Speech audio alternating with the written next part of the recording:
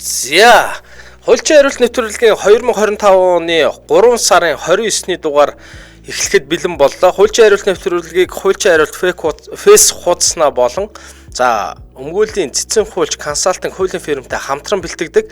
За, өнөөдрийн хуульчин хариулт нэвтрүүлэгт надтай хамт хөтлөхөөр хуульч өмгөөлөгч Золзоо ирсэн байна. За, сайн уу Золоо? Сайн уу, өдрийн мэнд. Өдрийн мэнд. За, амралтын өдөр хэрхэн яаж эхлэв? За, амралтын өдөр тэгэл өглөө босоод нэвтрүүлэгтээ яаран гүйж ирлээ дээ. За. За, баярлалаа. Ямар ч хэлсэн нэвтрүүлэгтээ хоёлоо бас цагтаа те эхлэх гэж бас нэлээд бас яарч хоёр талаас гүйж ирлээ шүү дээ, тийм ээ. За, ингээд өнөөдрийн хоёлоо сэдвээ хоёлоо яри. Ер нь бол яг зүгээр надад ийм санал онцолоо. Юу гэхээр өнгөрсөн нэвтрүүлэг одоо хоёлоо эзэмшлийн талаар ярьсан. Тэгсэн ч одоо маш олон асуултууд ирсэн. Тэр эзэмшлээр дамжуулаад хүмүүс одоо ингээд хуулийн би одоо зөв шударга эзэмшээд байгаа мó те худлаа эзэмшээд байгаа мó одоо шударга бус эзэмшигч юм уу гэдэг асуултууд их ирсэн. Тэгэхээр энэ эзэмшлийн тал дээр бол хоёр тийм ээ дараагийн юугаа энэ нэвтрүүлгийг одоо хоёрдугаар хэсэг болгож энэ нэвтрүүлгээ оруулъя те. За тэгье. За, эзэмшил гэдэг ерөнхийдөө хоёлоо түрүүн бол нэг тодорхой мэдээллүүдийг өгсөн. За, бусдын одоо хууль бус эзэмшилээс өөрийнхөө одоо эд хөрөнгийг шаардах. За, мөн одоо эзэмших хэрхэн дуус сурвалдгийн талууд энэ одоо сэдвэр бас дахиад ярих. За, ер нь бол яг хоёлынгийн өмнөх нэвтрүүлгээс бас ингээд иргэдэд бас сануулгах ёстой зүйл байгаа тий. За, шударга болон шударга бус эзэмшигч гэж хийн. За, эзэмшил өмчлөл хоёр юугаараа ялгаатай юм гэдэг талаар ер нь бол одоо яг өмчлөлийн тал дээр энэ эзэмшил гэдэг зүйл яригдах юм уу? Яригдлагүй яг одоо өмчлөх эрх үүсэж байна гэдэг чинь тухайн хүний одоо эзэмших эрх одоо давхар үүсээд явж байгаа шүү дээ. Өмчлөл одоо шударгаар тухайн одоо эд хөрөнгө буюу эрх одоо эд хөрөнгийн зүйл альва одоо хөрөнгийг эзэмшиж ашиглахдаа хуулийн дагуу эзэмшиж ашиглаж байгаа бол тэр бол хуулийн дагуу эзэмших эрх үүсэж байна гэж байгаа шүү дээ. Тэгэхээр өмчлөх эрх гэдэг маань өөрөө тухайн хүнд эзэмших эрх нь бүрэн олгогдсон зүйл байгаад байгаа. За, саяхан яг нэг хууль бус эзэмшилтэй холбоотой нэг кейс надад орж ирсэн. За, тэр чинь болохоор ингээ автомашины талаар. За, автомашины эзэмшигч буюу өмчлөгч нь одоо за нэг автомашиныг худалдаад авцсан. За, худалдаад аваад тухайн эд хөрөнгөө эзэмшээд ингээд ашиглаад явж исэн чинь гинт тухайн одоо эд хөрөнгийг буюу автомашиныг одоо хил гайлаар оруулж ирсэн хүн одоо тэр нэг өмчлөгтөр очиод энэ бол одоо миний автомашинаа би ингээд залуулсан байсан юм аа. Ийм учраас би бол автомашинаа авлаа гэж шууд аваад явцсан байгаа байхгүй юу. За, тэгээ аваа явчихгоот юу болж байна энэ чи одоо миний өөрийн эд хөрөнгө штэ гэж цагдаа тандсан байгаа юм. Тэгээ цагдаа тандсан чинь цагдаа болохоор яг тухайн одоо процесс дээр бол одоо айгүй алдаатай ийм зүйлүүдийг хийсэн байгаа байхгүй юу. Одоо хууль зөрчиж тухайн эд хөрөнгийн зөвхөн одоо нөгөө нэг захиран зарцуулах эрхийг нь битүүмжилсэн байгаа юм. За, тэгэнгүүтээ тухайн эд хөрөнгийг нөгөө одоо аваад явцсан хүн нь болохоор зэрэг яасан бэ гэхээр тухайн эд хөрөнгийг өөрөө одоо ингээд хууль бус эзэмшилтэд авцсан. Гэтэл одоо би энэ хууль бус эзэмшлээс би өөрийнхөө хөрөнгийг авъя гэд нөгөө цагдаад миний автомашиныг ингээд тээврийн хэрэгслийг авч цугтаах гэ бас нэг тусдаа зүйл анги байд юм байна те. Тэгээд тэрийгээр ингээд гомдол гаргацсан чинь энэ бол өөр цагдаагийн хэлцээр залингийн хэрэгээр шийдэгдэж байгаа учраас та одоо энэ асуудлаа өөрөөр шийд эсвэл бол иргэний журмаар ингээд яв гэд явуулсан. Гэтэл бол тухайн хүний эзэмших эрх ашиглах одоо өмчлөх эрх нь бол одоо тэр хүний нэр дээр л байж байгаа. Гэтэл одоо би энийг одоо залингаар алдсан юм аа гэж хэлээд нөгөө хүн нь машин гаргасны төлөө машинын тэр хүнд шилжүүлээ өгсөн. Тий, шилжүүлээд ер нь бол одоо эзэмшилт нь өгсөн байна. Эзэмшилт нь өгсөн. Гэтэл энэ бол хуулиараа болохгүй. Яг тэгвэл тэр хүн одоо шударга бус эзэмшигч болж байгаа байхгүй юу? Одоо хууль бусаар тухайн хөрөнгийг эзэмшиж ашиглаж байгаа. Гэтэл яг хуулийн дээр тухайн одоо машиныг шилжүүлээд авцсан эзэмшигч нь өөрөө одоо хохирцсон явж байдаг. За, тэгэхээр энэ тохиолдолд бол бас яах вэ тий? Одоо энэ тохиолдолд чиний одоо за, би ямар зөвлөгөө өгөх вэ гэж яг чамаас асуучихлаа. Одоо тэгээ яах юм бэ гэж асуучихлаа би. Тий. Яг одоо энэ хүн яг яах ёстой юм бэ? Чи юу гэдэг зөвлөгөө өгсөн бэ гэж. За, одоо энэ бол яг бодит кейс байгаа даа. За, хаавал дургийн цагдаагийн нэгдүгээр хилцэл дээр анх бол автомашин аваад одоо энэ хүн ингээд хууль бусаар аваад явчлаа. Тэгээд гомдол гаргасан чинь нөгөө нэг автомашиныг гайлаар оруулж ирээд одоо тухайн этгээдэд түр шилжүүлсэн юм уу, яаж шилжүүлсэн, ямар ч хэсэнд тэр хүнд ингээд өгцөн байгаа юм. Тэгээд нөгөө хүн мөнгө өгөөгүй ч юм уу ямар нэгэн асуудал үүсэнгүүт цагдаагийн 2 дугаар хилцэл дээр очиод гомдол гаргацсан байгаа байхгүй. Ингээд энэ хүн ингээд миний эд хөрөнгийг ингээд залтаад авчлаа.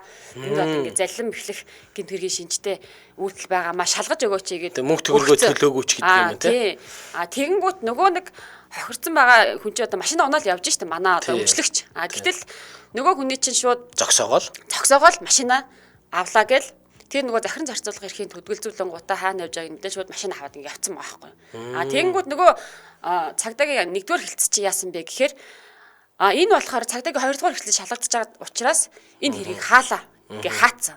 Тэгээд цагдаагийн 2-р хилцэл дээр очиод одоо би яг энэ машины жинхэнэ эзэмшигч нь би байна гэдгсэн чинь энэ чинь өөрөө ингээд одоо битүүмжлэгдсэн эзэн ингээ машин авцсан. Гэтэл яасан бэ? Энэ асуудлыг шийдвэрлэгдэж дуусах хүртэл та энэ асуудлаа одоо өөр газар эсвэл шалгуул эсвэл иргэний журмаар тэр мөнгө төгрөгөө шаарддаг гэсэн үг шүү дээ. Тэгэнгүүт энэ хүн чинь энэ донд тохирчж байгаа. Машин нөгөө хүн аваачаад цайжилсан байдаг. Одоо хэрэглээд яваад байгаа мэдхгүй. Тэгсэн мөртөө зөвхөн захиран зарцуулга эрх нь бол хязгаарлагдсан байдаг. За тэгээд одоо нөгөө хүн чинь нөгөө цагдаагийн 2 дугаар хилцэл дээр гомдлоо гаргасан. Гэтэл би юу зөвлөгөө өгсөн бэ гэхээр тухайн хүн хамгийн анх гомдол гаргасан. Тэр машиныг хууль бусаар аваад цухтаацсан биз дээ.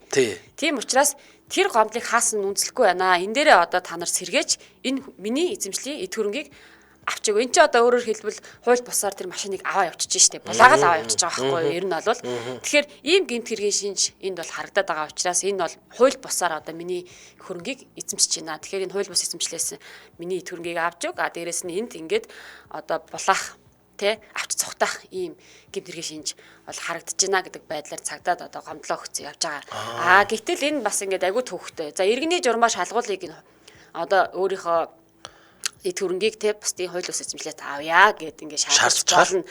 Гэтэл маш их хугацаа авах гэдэг байгаа. Цаг хугацаа. Гэтэл энэ дээр бол энэ тухайн хүн бусдын эд хөрөнгийг хууль бусаар аваа явуулсан байгаа үйлдэл харагдаж байгаа байхгүй юу? Ер нь бол булаагаад аваа явуулсан байгаа, цухтаацсан. За, ер нь бол яг ийм байдлаар ингээд нэг хууль бус эзэмшлүүд болоо да ингэж одоо бусдын эд хөрөнгийг одоо хууль бусаар л эзэмшилтэй байлгаж байна. Энд чинь нөгөө ялгаж байгаа гол одоо заалт нь бол ийм байгаа шүү дээ Тэр хүн хууль одоо шударга эзэмшигч гэж хэнийг хэлэх вэ гэдэг Тэгэхээр шударга эзэмшигч гэдэг бол энэ тухайн одоо өөрт нь тэр машин зараад байгаа хүн энийг одоо хууль бусаар олж авсныг мдээгүй байсан итгээд бас шударга эзэмшигч болдог тийм ээ. Тийм. Тэгэхээр яг энэ дэр нөгөө хуулийн ингээд нэг нарийн төвөгтэй асуудлыг тайлбарласан одоо Монгол улсын дээд шүүхийн тогтоол бас байж байгаа. Юу гэхээр одоо иргэний үеийн 10 11 9-р зүйлийг тайлбарлсан байдаг шүү дээ. Тэрэн дээр 2007 илүү 9 оны тогтоол байгаа. Тэгэхээр тэрэн дээр бол яг шударга эзэмшигч шинийг хэлэх вэ гэдэг дээр яг саяны үйлдэл бол байна. Гэхдээ яг энийг тогтоолох гээд явхаар иргэний журмаар явхаар нилээдгүй хугацаа ордог тийм ээ. За тэгээ тэр хугацаанд нөгөө эд хөрөнгө нь алга болдог, сүйддэг, мэдээж машин тэрэг юм чинь одоо илэгдэлд орно, хорогдолд орно. За тэгээ нөгөө анх авж унжсэн яг тэр хэлбэрт ирж чадахгүй ийм нөхцөл байдлууд байгаа тийм. Яг гэхдээ энэ харааж болоо над дээр бас яг ийм төстэй хэрэг байгаа. Одоо эн чинь ингээд одоо хүртэл шийдэгдэх би бол энийг тэр нөгөө залим өөрөө одоо эд хөрөнгө босож шийдвэрлээд өгсөн байгаа байхгүй юу. Тэгсэн мөртлөө тэр одоо заллаад одоо миний эд хөрөнгийг авчлаа гэдэг хүн бол өөрөө тэр заллин механикийн тэргийн шинж нь байна уу гэдгээ нотлоод тусдаа ингээд яваад тэр хүнээс хол хохирлоо шаардах хэрэгтэй байхгүй юу. Нэгэнт нөгөө эд хөрөнгөө өгсөн юм чинь тийм ээ. Гэтэл энэ миний эд хөрөнгөөгөө шууд бусдын эд хөрөнгөнд халдж байгаа байхгүй юу. Энэ бол тийм шууд ингээд булаагаал аваад явчихж байгаа. Гэтэл энэ дээр бол манай одоо цагдаагийн хэлцийнхэн одоо хууль сахиулах нь бол бас айгүй ингээ хайн хандаад байгаа тохиолдлууд байгаа байхгүй юу. Сая бол яг энэ дээр ингээд та наатгаа заллангаараа яг тэн дээр шийдэх юм байна гээл тэр үйлдэл дээр нь арга хэмжээ авах хэрэгтэй, хариуцлага тооцох хэрэгтэй байхгүй юу. Тэрийг шалгаж тогтоохгүйгээр шууд явуулаа. За эсвэл бол наатгаа иргэний журмаар та нар шийдвэрлэл. Гэтэл одоо энэ дээр үйлдэл байгаад байгаа. Эрүүгийн одоо шинжтэй үйлдэлүүд байгаад байгаа байхгүй юу. Тийм. Тэгэхээр би бол таны хувьд бол одоо байгаа гэж үзээд байна те. Байгаа гэж. Одоо өөрөөр хэлбэл юу ч тайлбарлахгүйгээр одоо тэр булаагаа л аваа явчих жоохгүй. Энэ миний автомашин байсан юм аа. Ингээд гайлаар би энийг анх харуулж ирээд энэ хүнтэй ийм тохиролцоо хийсэн чинь хүмүүг төргөө өгөөч юм уу ингэж хэлээд шууд тэр хүнээс аваа явчих байгаа байхгүй. Гэтэл тэр хүн өөрөө мөнгөө төлөө шижүүлээд авцсан юм. Нэгэнт нөгөө нэр усан шилжигдээд те тэр хүнийх болцсон байгаа зүйл дээр тэрийг авах чи өөрөө одоо нөгөө булаах юм уу, хулгайлах юм уу, дээрэмдэх юм уу те тэр гэмт хэрэгүүдийн шинж алийг хангаад байгаа тэрийг хуулийн байгууллага тогтоох шаардлагатай байгаа Тийм тийм ээ. бол тэг булаагаад аваа явчих байгаа байхгүй. За хулгайлах гэх юм бол нөгөө мэдээгүй нууцтал дараагаар ингээ хулгайлаад аваад явна шүү дээ. Тэгэхээр хулгайлах гэмтгэр рүүгээ орж байгаа юм. Тэгээ дээрэмдэх нь юм уу, тэгээ булаах нь юм уу те. Ааха. Над дээр яг наадахтай чи маш төстэй яг одоо хэрэг одоо хүртэл байгаа. За тэр хүн яасан бэ гэхээр эхлээд нь ингэсэн. Яг машин баггүй бас. За нэг гадаад улсын иргэн одоо машин худалдаж авсан.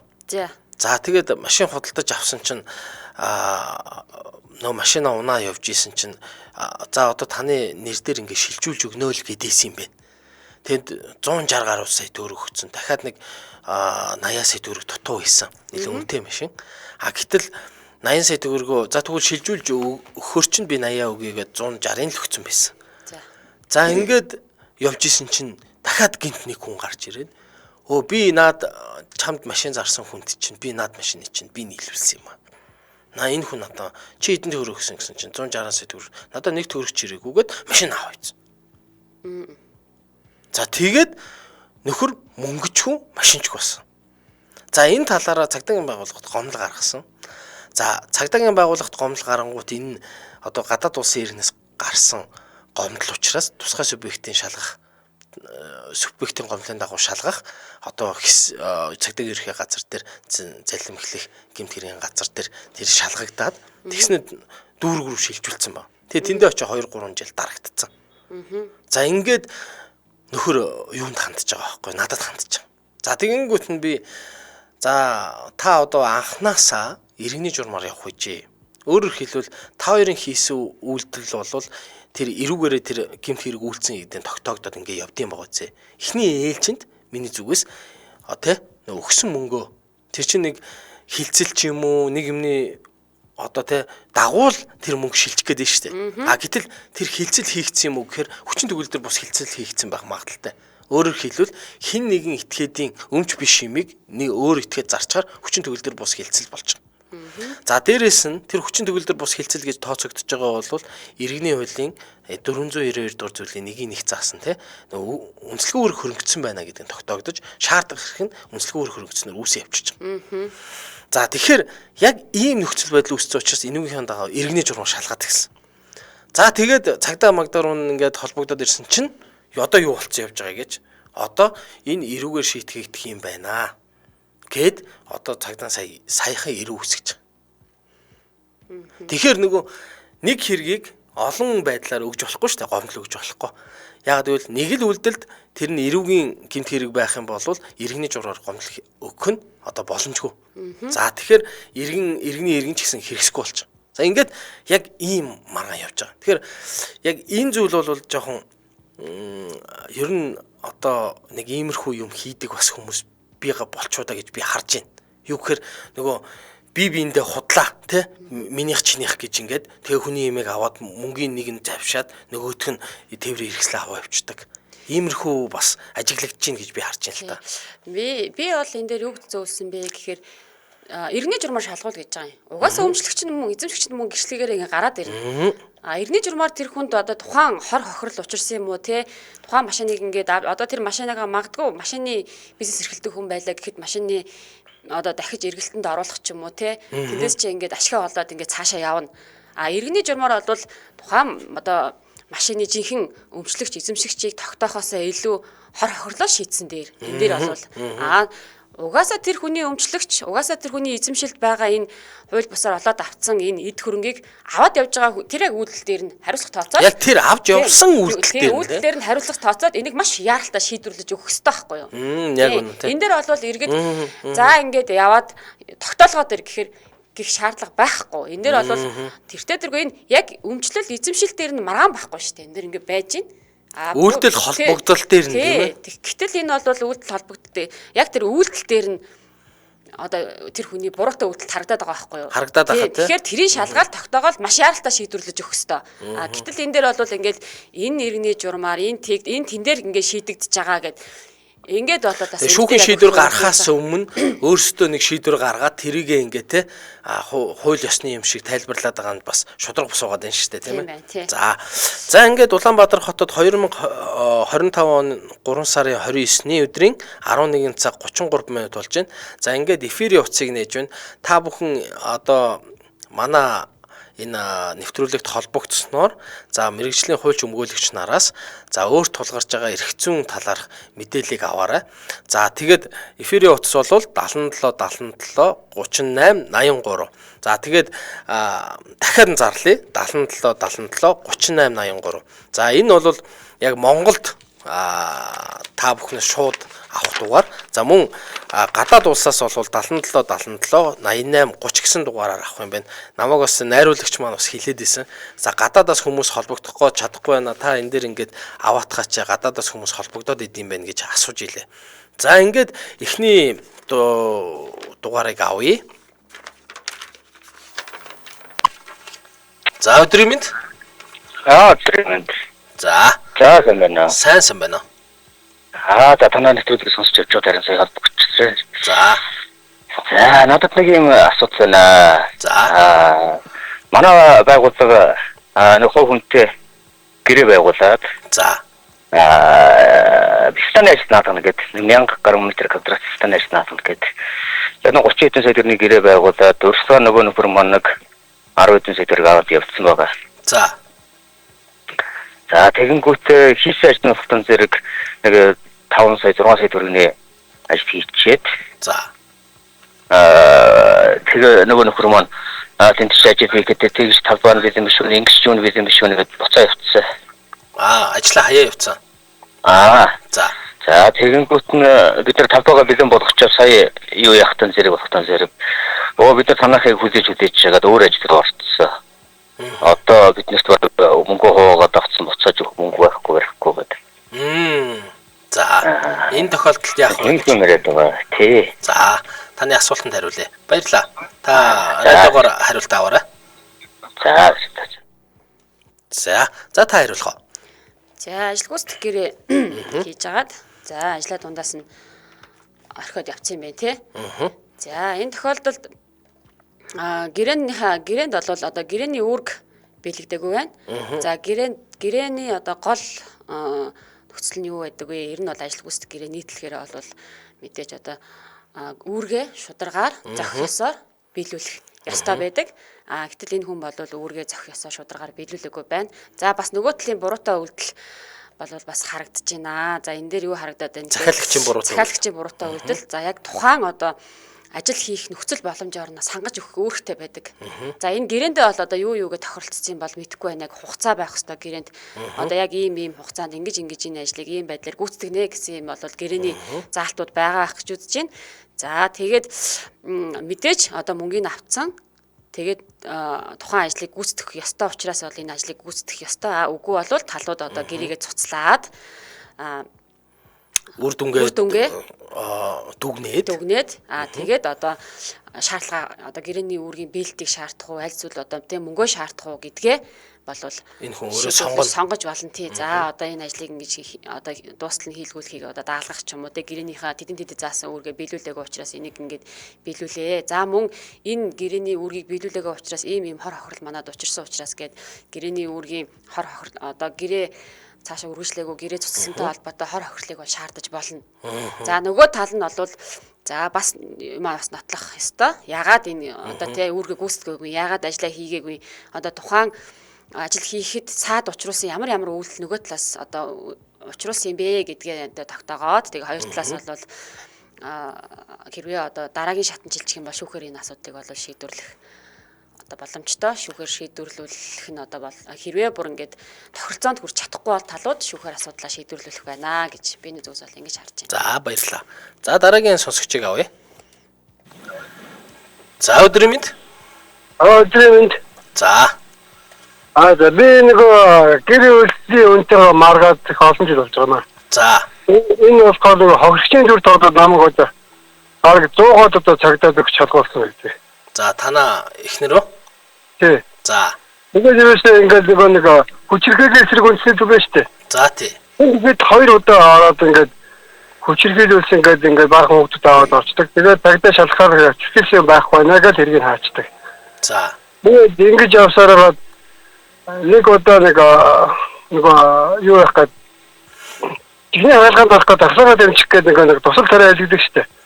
За. Тэгэхээр хайл барын шууд хөхөрцөн байх үед цагдаад удаж үзүүлээд миний даалтаас 45 сая төгрөг холбоотой цагдаад удаж задсан гэж цагдаад өгчдөг байна. За. Тэгээд нэг буруудаад тэгээд тэр нь ингээд шүүхээр ялмалаа дараа нь эргэж нөгөө шинээр үүснэ өчлөөд гэж баркар сэргийгдээд тэгээ одоо нөгөө эргэж шалгаж байгаа. Энэ худлаа хүн хөлбөсөн байна гэдэг нь тодорхой байгаа байхгүй. Тэгээ одоо ийм олон ингээд дуутай 21 оны 1 сарын 15-нд ТV4 дагуулж твиттер орж ирж ингээд бүтэн бичлэгээр Монгол дайд 2 цагийн бичлэг хийсэн байл. Тэгээд өөрийнхөө хүүхдийг бас 3 хүүхдээ 108 тэгээд 108 дотор нөгөө хүүхдэд нь додоод жинхнээсээ мэдрэл муутай болоод баг хүн. Тэгээ ийм амар олон ийм бараг 100-аад хэрэг байдаг байхгүй. Тэгээд энэ ингээд тогсохгүй сая 3-4 хоногийн өмнө дахиад цагдаад өгсөн бас асуугаад явсан.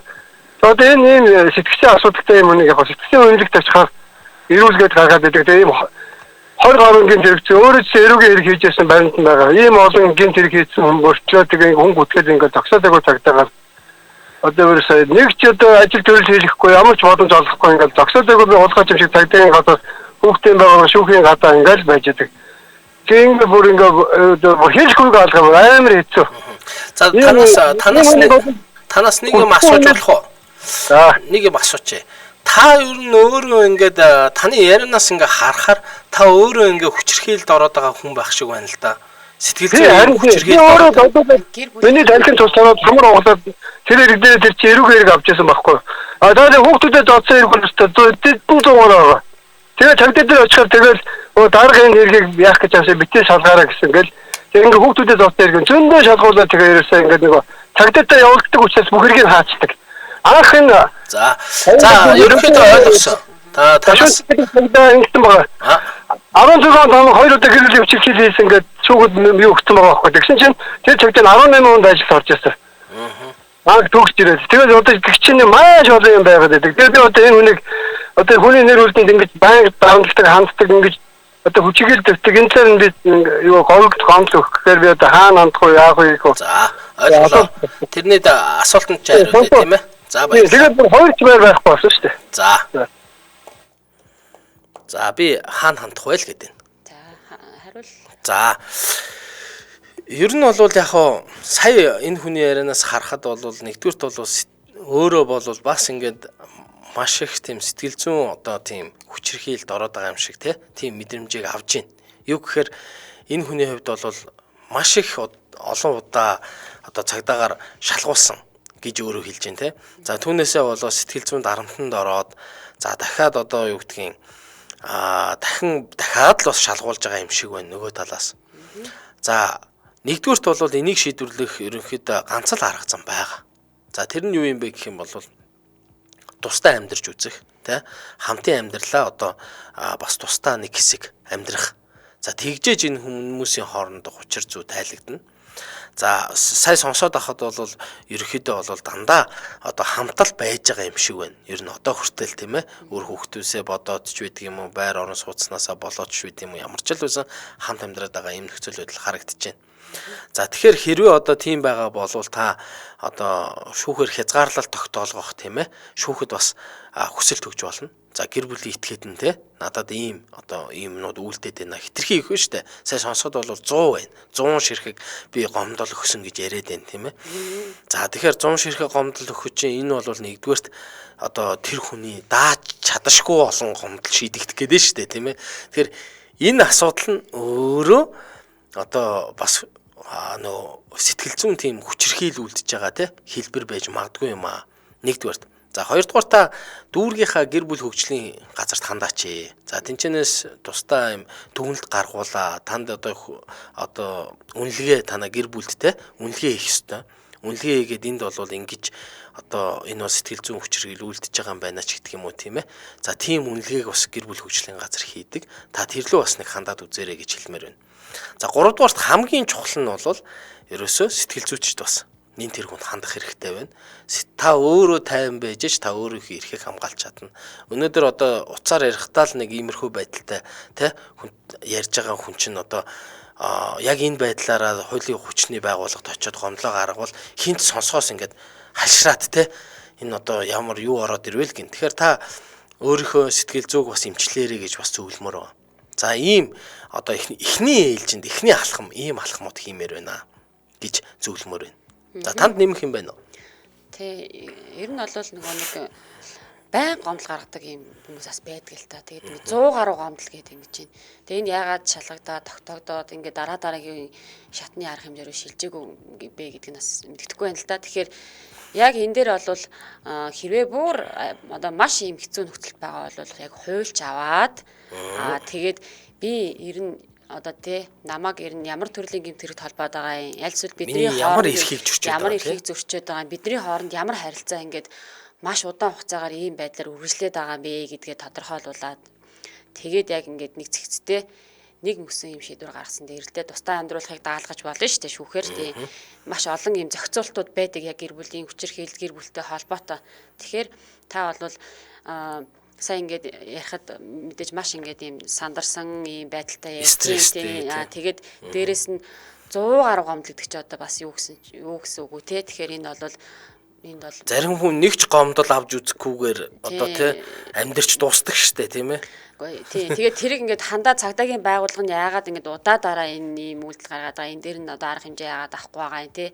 Тэгэхээр энийгээ бол нэг мөсөн шийдвэрлээрээ та ингээд хуульчид хандаад шийдвэрлүүлсэн зүйтэй юм байна. Хуульч таны одоо яг үйл баримтыг нэг хүртлэн сонсоод нотлох баримтыг чинь нэг хүртлэн хараад судлаад тэгээд тодорхой зөвлөгөө олох байхаа гэж би бол зөвлөмөр байна. За баярлалаа. За дараагийн сонсогчийг авъя. За сайн байна уу? Сайн байна ашгүй болчихлоо. За өдрийн мэндэ. За би нэг ийм асуудал болсон. За урд нь машин зардаг байсан юм. За тэгээд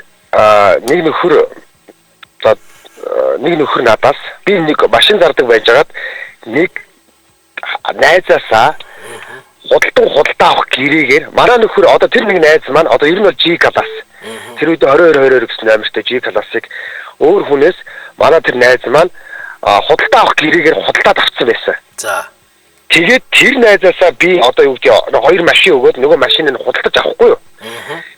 Тэгэнгүүт манай нэг бас нэг өөр нөхөр манай нэг найзын компани захирал охин надаас бензин чи би авъя гэд тал мөнгөний өгчөөд тал мөнгөний өгөхгүй яваад ирсэн. Тэгээд чи одоо бүр 12 дооны 15 онд л доо.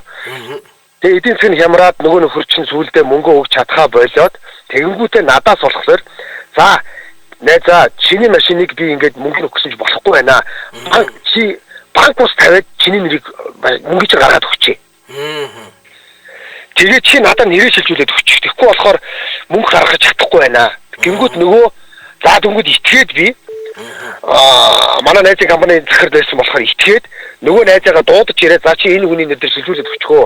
Наад хүн ч банк ус тавиад мөнгөний найзаа миний мөнгө гаргаад өгье гинэ гээд нөгөө найзаа дуудаж ирээ шилжүүлээд өгсөн чинь нөгөө чи морд цуудаад тэр чигээрээ тэгэнгүүтээ сүүлд нь шүүхтсэн чинь шүүхтэр яг тэр үед миний виз гараад гадагшаа сургуульд явж байсан байхгүй юу. Тэгсэн шүүхтэр одоо энэ машин нь одоо арлын дугаар муугаар ч гэдэг юм он нь буруу бичсэн байсан гэдэг нэг бичиг баримт гаргаж ирээ шүүхтэр ингээд дахиад цаашаа ингээд урт хугацаанд нэг шүүхт хэрэгтэй болчихж байгаа байхгүй юу. Тэгсэн чинь одоо манай нөгөө найз яг одоо тэр чинь бол миний одоо уул миний машин байжж давхар одоо өөр хүн ингээд авцсан цаашаа дахиад өөр хүнийх гээд ингээд амар сунжирсан юм болох гээд тэгээд тэр үедээ би хаяад явцсан. За тэгэнгүүт одоо нөгөө машиныхаа бичиг баримтыг энийг одоо яах вэ? Тэгээ нөгөө нөхөр маань энд байгаад байдаг. Ясын дээр бол намайг хулигтаад ингээд цухтаага явцсан. Хүүний үед бол амар гомдмоор зү. За би нэг ганц асуулт асуучих. За энэ машин одоо хинд байгаа вэ? Одоо тэр чинь бол сүүлд нь нөгөө чинь ингээ өөр хүн зараад алга болчихсон. Одоо машин нь одоо. За машин байхгүй хаана байгаа нь мэдэгдэхгүй. Гэхдээ надаа одоо танаас сүүлд одоо одоо таныг заллиж авсан гэдэг шүү дээ, тийм ээ. Тэр хүн чинь бол тэрийгэ цааш нь дахиад зарцсан гэсэн үг үү те? Тий, дахиад цааш нь зарцсан. Ер нь заллаад намайг авсан. За ер нь тан дээр ямар нэгэн хохирол байгаа юу? Байлгүй тал мөнгө аваагүй гэж. Тал мөнгө аваагүй. За та тэгэхээр тал мөнгө авахаар шүүхэд гомдол гаргасан уу? Тухайн үедээ шүүхэд гаргаад гэсэн шүүхтэр бол жишээ нь энэ нөгөө ч нүүдэл дав зардчихж байгаа байхгүй юу? Энэ бид нэг энэ машиныг авсан үнэ. Гэхдээ одоо юу гэдэг энэ машин нь одоо юу гэдэг одоо оноо нь худлаа байсаж гэдэг юм уу. Тэрэнд болохоор би ч буруугүй нөгөө итгэмжлэхээр авсан найз маань буруугүй өөр хүнээс авсан байж та. Тухайн үедээ бол одоо нэлээд доголдолтой гэдээсэн юм байна. За тэгвэл одоо ямар шийдвэр гарсан байгаа вэ? Шүүхийн эцсийн шийдвэр. Тэр үедээ бол яг одоо мэдээж нөгөөдөл чинь нэг юу яатсан байгаа байхгүй юу? Таны нэхэмжлийг хэрэгсэхгүй болгоцсон уу? Яг үнэ тэр үедээ. За асуултанд хариулах уу? За баярлаа. За та хариулах уу? За ер нь зөвхөн машиныхаа тал мөнгийг л аваагүй юм биш үү? Яг ингээд эцэг нүндээ машин шилжиж нөгөөнд очицсан. Гэхдээ нөгөө тал нь бол нэг арлын дугаар буруу ямар үндслээр бол хэрэгсэхгүй басыг би сайн мэдэхгүй байна л да. Үгүй энэ хүн ч өөрөө мэдэхгүй байх шүү. Тэг өөрөө ч мэдэхгүй байна. Тийм. Тэгэхээр тэр шийдвэрийг бас уншмаар байна. Яг тухайн хэрэг ингээд ямар үндслээр хэрэгсэхгүй болсон юм бол тий. Тэр үндслийг харж агаад арай өөр үндслээр одоо төлбөрийг нь бол шаардах хэрэгжүүлэх. Ер нь бол нөгөө нэгэнд шийдэгдсэн үйл баримт бол дахиж шийдэгдэхгүй гэдээ одоо шүүхээс яг одоо адилхан төрлийн хэмжлэх юм бол хүлээх авахгүй байх үндсэлтэй. Тийм. Тэгэхээр яг тэр шийдвэрийг хараад яг юунаас болоод те хэрэгсэхгүй болцсон нотолч чадаагүй юм уу? Дахиад шийдвэр нөгөө дахиад нэхэмжил гарах эрхээ нээлттэй үлдээсэн юм уу гэдгийг бас хармаар байна. Тэгжээч энэ хүн бол хохирсон биз дээ. Яг машины тал мөнгийг аваагүй юм байна те. Тэгэхээр машина анх бол худалдаа авах гэрээгээр ингээд мэдээж гэрээндээ үнийн заачаад ороод ирсэн төлбөр нь бол харагдаж байгаа шүү дээ. Тэгэхээр үлдэгдэл төлбөр нь бол хэдэн төгрөг шаардна гэдэг нь бол тодорхой байгаа. Тэгэхээр тэр мөнгийг өгөөгүй мөртлөө тухайн автомашин нөгөө хүний эзэмшилд бүрэн шилжчихсэн юм байна. Тэгэхээр яг хуулиараа бол тэр хүн үлдсэн төлбөрийг бол төлөх ёстой, төлөх үүрэгтэй энэ хүн авах эрхтэй. Гэхдээ ямар үндслээр шүүх хэрэгсэхгүй болгосон бэ гэдэг тэр шийдвэрийг бол уншиж дараагийн одоо ямар нэг төрлийн нэхэмжил бид нар гаргах ёстой вэ гэдгээ тодорхойлох юм байна. Сайн нэг ийм юм хэлээд ах шиг байна. Яг ямар үндслээр хэрэгсэхгүй болсон бэ гэсэн дээр эд хөрөнгийн нөгөө доголдолтой гэж үзээд байсан юм а гэх тэгээ шүүх хэрэгсэхгүй болгоцсон л гэдэг ах шиг байна. Гэхдээ яг ийм тохиолдол бол байхгүй л те. Доголдол нь нөгөө тухайн мөнгийг шаардах эрхийг хэрэгжүүлэхээ саад болохгүй. Тэгээ доголдол гэж үзэх үү? Эсвэл нөгөө нэг эрхийн зөрчилтэй юм уу те? Тэр арлын дугаар нь буруу байснаас болоод одоо тэр хүн одоо мөнгө бүрэн төлөх үүргээс чөлөөлөгдөхгүй шүү дээ. Тийм үстэй тий. Тэгэхээр яг энэ дээр үндслийг нь бол яг айгуу сайн харж ажил арлын дугаар өөр гэхэр чи өөр машин болж таарах гэдэг шүү дээ, тийм ээ. Тий, арлын дугаар чи өөр гэхэр өөр машин болж таарах гэдэг. Тэгэхээр тий, сайн нэг ойлгомжгүй юм яриад байгаа байхгүй. Тэгээ одоо энэ арлын дугаар нь юм байгаа. Тэгээ одоо энэ би яах вэ гэд нэг юм яриад шүү дээ. Тэгэхээр энэ бол яг зэвэр нотлохоомтыг харж иж дүн шинжилгээ хийх шаардлагатай байна л гэж үзэж байна. Тэрнээс шаардах эрх нь бол байж л байгаа. Нээлттэй байгаа. Энэ дээр хөө хэлцэх хугацаа ярих уу? Гэрээний хөө хэлцэх хугацаа яригдана. Гэхдээ энэ одоо хэдэн оны хэрэг юм бол доо? Энэ сая 15 оны хэрэг гэж ярьж байгаа шиг байна тий. Тэгэхээр хөө хэлцэх хугацаа бас дууссан байгаа нөхцөл байдал харагдах байна тий. Тэгэхээр тэрнээс хойш цагдаад хандсан юм уу? Тэрнээс хойш тухайн одоо хүмүүсийн хоорондын тохиролцоо нэгэндээ өгнө аавна гэсэн одоо дахиад амлалттай бичиг баримт байна уу үгүй юу тий. Тэрийг харж иж бас хөө хэлцэх хугацаа бас яригдах юм байна. За баярлаа. За ингээд энд хүрээд манай нэвтрүүлэг үүгээр өндөрлөж байна. За Улаанбаатар хотод 2011 цаг 51 минут болсон байна. Манай нэвтрүүлэгтэй холбоотой санал хүсэлтэй та бүхэн хуульчийн хариулт Facebook хуудаснаа болоод өмгөөллийн цэцэн хуульч консалтинг хуулийн фирмийн Facebook хуудаснаа та бүхэн санал хэлбэрээр мессеж коммент хэлбэрээр та бүхэн үлдээж болно. За мөн асуух зүйлүүдээ бол одоо энэ нэвтрүүлгийн доогуур гарч байгаа 77 33 38 тэг 7 гэсэн дугаараар өдөр бүр өглөө 9 цагаас орой 18 цагийн хооронд та бүхэн асуултуудаа асууж болно. За мэрэгжлийн хууль чимгөөлөгч нараас сонгоод тэндээсээ одоо асуултаа асуугаарай. За бүх хүмүүст нөгөө утас маш их дуудлага ирээд байгаа учраас тийм ээ бүх хүмүүст одоо шууд одоо бас хариулах боломжгүй байгааг уучлаарай. За ингээд нэвтрүүлэг бол өндөрлөж байна. За ингээд өнөөдрийн нэвтрүүлгийг надтай хамт одоо тий бэлтгэсэн хууль чимгөөлөгч Золзаяда баярлаа. За өдрийг сайхан өнгөрүүлээрэй. За баяр та.